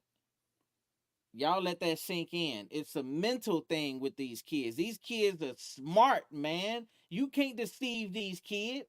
These kids know what the hell going on. My generation knew somewhat of what's going on, but these new generation kids, none of that stuff go past them, man. You just got to teach these kids what the realness is. I got a 5-year-old boy. We'll say I got a 5-year-old boy and a younger daughter. What Chemistry Black say? Yeah. A lot more kids on the spectrum these days. See, these kids know what's up with these frequencies and stuff, and they know good music. So what they're trying to do is they're trying to push that cracker agenda into that music, Yeah. because a lot of times that music that y'all hear that be catchy in the background, if you look up who that artist is, that artist is a real deal rainbow, some kind of fruity balloon, don't even Yeah. have good morals. People are writing the music for these lame people, and they're feeding it to them, and they're becoming a front for them. But then when you find out how goofy they looking, you don't even want to support that kind of stuff, man. So support your kids all the way around. We're gonna get into another one of our shows about cartoons. I want to do one of shows like that, Dr. Clyde. I want to We'll go work on in that. We'll work on that. But straight up, anyway, straight up. family, we've been on almost about 2 hours, and I know, I want man. to thank Yeah. I want to thank the family for coming. I want to Yeah. and thank you guys in the chat, because you Appreciate help you. make the show, because you're also saying then and now. You're also telling us stuff, and this is Yes. very important. So thank you for coming. Did you have any Yes. last things to say, Yoshi? Yeah. I wanna if you can play that commercial real quick again for them times five. If y'all enjoyed the show, follow, like, share up on TikTok. Dr. Clyde Winters have his TikTok page. Yoshi MOD got his TikTok page. Y'all follow, like, subscribe, and share. Y'all go up on that Instagram. Y'all share this information with people. We need to teach other people about how not to whoop ass in the FBA community. What is borderline ass whooping? What is borderline beating? Y'all share this video. Y'all also share this up on Facebook. Y'all like and subscribe to Tons Fire up on Facebook, Instagram, TikTok, wherever this young brother is. If y'all want some indigenous tribal jury, my brother is into all that. He can make, you see that picture right there? Brother made that picture to the left. That's one of his symbols that he made, that gold symbol. So man, look, support FBA by any means possible. Y'all support us, we support you by giving y'all this good content and giving y'all great quality And on everything that we touch. go and subscribe to my channel, subscribe to Yoshi channel, and please join my Patreon. My Patreon is what helps me to do the research. It really Yep. makes Yep. my history stuff good. But right now, Yep. let's look at this commercial, everybody. Yeah.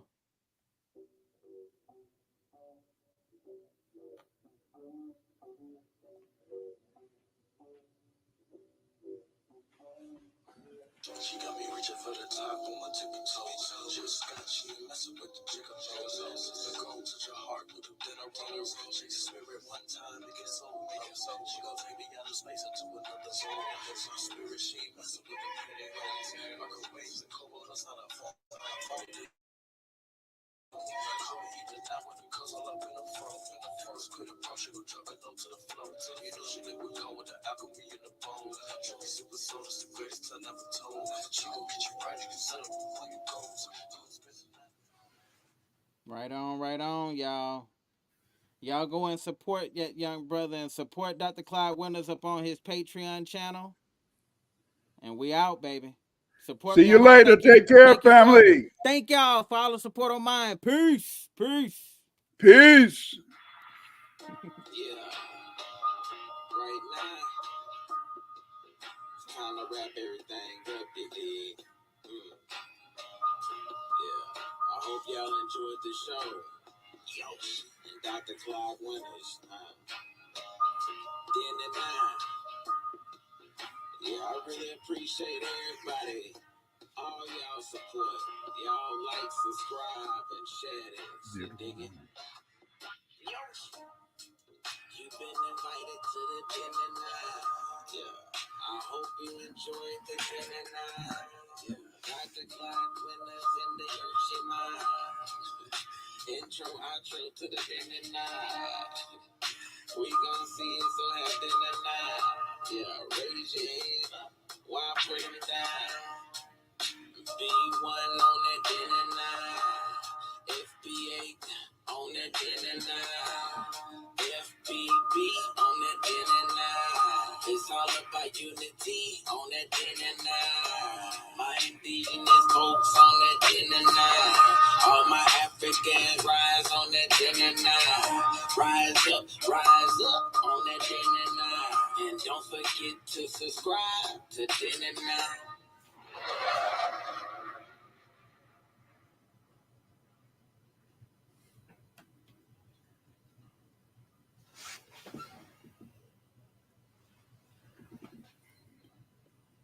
All right. That's it, huh? Yes, sirs. Bye, everybody.